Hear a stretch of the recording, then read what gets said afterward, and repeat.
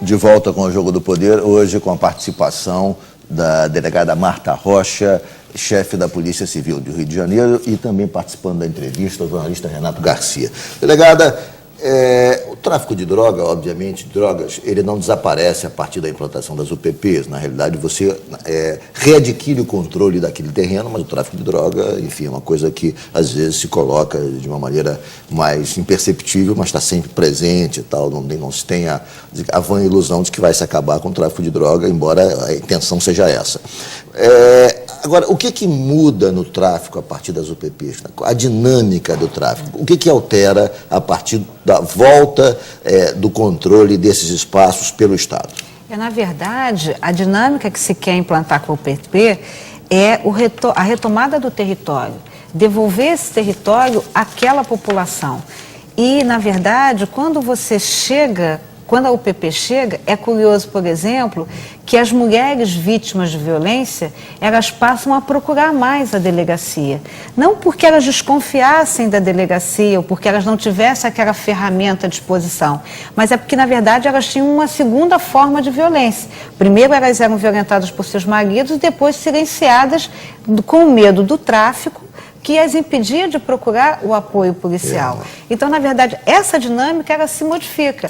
Agora, a gente tem que pensar no tráfico como um comércio que é ilegal, mas que de um lado tem alguém que quer comprar e do outro lado tem alguém que quer vender. Claro. E talvez a gente tivesse que lidar com isso com as leis do mercado.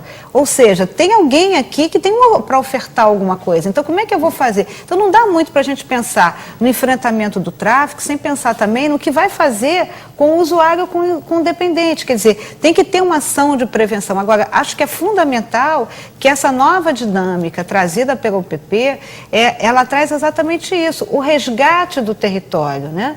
O resgate do território para essas comunidades que merecem ter aquilo que todo mundo tem. E ao lado disso, o que me chamou a atenção numa ocupação que a Polícia Civil esteve, que logo no dia seguinte já estava alguém panfletando de um determinado banco e já estava alguém panfletando de uma determinada empresa de TV a cabo. Então, é exatamente esse sentimento que dá. Você devolve o território. E com isso surgem outras demandas. Surgem demandas que são de natureza policial e também de natureza não policial. Se você for parar para pensar numa delegacia de polícia, você vai ver que ninguém vai à delegacia porque seu filho fez passou no concurso público ou sua filha passou na faculdade. Mas às vezes ela vai buscar a delegacia até para falar de um fato de natureza não policial. Da mesma forma que acontece com a Polícia Militar. Às vezes eu aciono o 190 num fato que não é de natureza policial,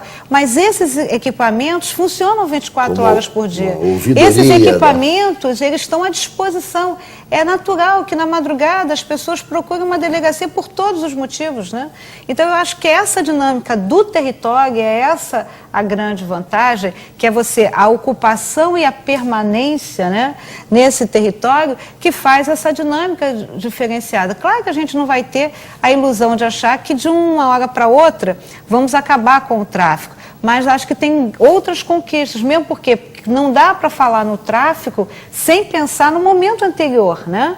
Sem pensar no tráfico como uma ação de comércio que tem ali alguém, um interessado, tem ali alguém que está interessado, regido pelas leis do mercado, sem dúvida nenhuma. Não tenha dúvida.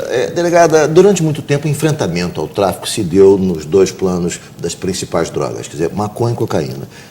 Recentemente, nos últimos anos, surgiram drogas novas. De um lado, para as camadas enfim, classe média alta, classe média, o êxtase tomando conta, as drogas sintéticas e tal. E nas camadas mais populares, o crack. Quer dizer, o que muda no enfrentamento do tráfico a partir do êxtase e do crack? O crack é uma droga barata. O crack está chegando muito cedo para a criançada, né? Nós fazemos, o Estado do Rio de Janeiro, em particular, faz uma ação conjunta com a Secretaria de Estado de Direitos Humanos, com a Secretaria Municipal de Assistência Social, com a Secretaria de Saúde, com o recolhimento, e nós temos recolhimento de crianças de 9, 10 anos. 9, 10 anos já entregues, né, ao crack. Entregues ao crack. Conseguimos, e aí, junto com a Prefeitura tem feito a internação e o recolhimento dessas crianças. Nós já estamos conversando com o governo federal para fazer no Rio de Janeiro uma ação conjunta, Prefeitura, Estado e Governo Federal, e é fantástico, né, que nas 3 esferas de poder as pessoas falem, conversem, né, e se articulem para conseguir resultados. Agora, eu acho que a gente tem que voltar a insistir na questão da prevenção. Eu faço sempre uma comparação do crack com a questão da AIDS. Quando a AIDS surgiu, nós víamos as pessoas andando pela rua e a gente via as pessoas adoecidas e com sinais aparentes de morte repentina, né? O crack, ele não passeia a nossa vista. O crack, ele está num gueto. Onde está o crack, está um colchonete velho. Onde está o crack, está um lugar sujo. Onde está o crack, está um lugar meio que abandonado. Então a gente passa pela cidade e não consegue ver alguns pontos, porque ele está exatamente no gueto. Então eu acho que tem que haver uma ação conjunta, tem que haver a intervenção da polícia, que auxilie no recolhimento e que apure, né, o tráfico daquele local, e a gente tem conseguido muito êxito nisso. A gente tem que ter a intervenção da saúde, a intervenção da assistência social, mas eu também acho que a gente tem que recuperar o espaço público. Eu acho que passou o recolhimento, né? Se aquele lugar que está ali abandonado, tem que ter um jardim bacana, tem que estar fechado, tem que estar, ele tem que estar potencial. O espaço urbano ele tem que estar ocupado. É mais ou menos assim, devolve para mim essa cidade que eu quero, esse espaço urbano que eu quero. Né? Essa política de enfrentamento do crack, adotada pela Prefeitura, eu acho absolutamente correta, mas provoca polêmica, o recolhimento involuntário de dependentes, na realidade. Há quem critique, algumas entidades supostamente de defesa de direitos humanos dizem que isso viola o direito de ir e vir, enfim, mas que direito é esse que a pessoa tem de consumir em praça pública, crianças, e consumir drogas? De modo que eu acho que, na minha avaliação, enfim, na minha opinião, é absolutamente correta esse recolhimento involuntário de dependentes. Agora, qual é a sua opinião, delegada Marta Rocha? Eu quero, assim, dizer que essa decisão de você garantir o direito de ir e vir, o direito de ir e vir ele só existe se eu tenho o direito à liberdade, ela só existe se eu tenho vida. E aquela pessoa é impossível. Na criança e no adolescente, eu acho que a gente não tem o que discutir, não há o que falar nisso. Né? Eu tive a oportunidade de acompanhar alguns resultados. O primeiro sintoma, as crianças ganham peso. Né? As crianças têm dificuldade na fala, as crianças têm dificuldade no aprendizado. Não há como pensar em direito de ir e vir se a gente não garantir isso anteriormente.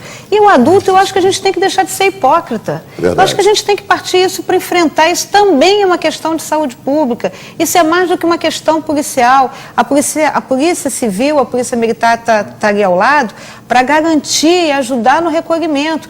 A nossa delegada, a delegada Valéria Aragão, foi ferida 2 vezes. Isso importou a ela, entre outras coisas, a tomar um coquetel típico para quem tem AIDS. Isso dá, o simples uso desse medicamento causa a ela um problema como se fosse uma quimioterapia. Imagina. Então, se isso acontece para quem levou um esbarrão, levou, como foi o caso dela, uma mordida de alguém que estava usando crack, o que não está acontecendo com essa pessoa? Então, a gente vai falar em direito de ir e vir, eu acho que a gente tem que ter um pouquinho mais de ser um pouco mais centrado, talvez, né? Menos, eu admiro e entendo isso, mas acho que tem outras liberdades para serem garantidas nesse sentido.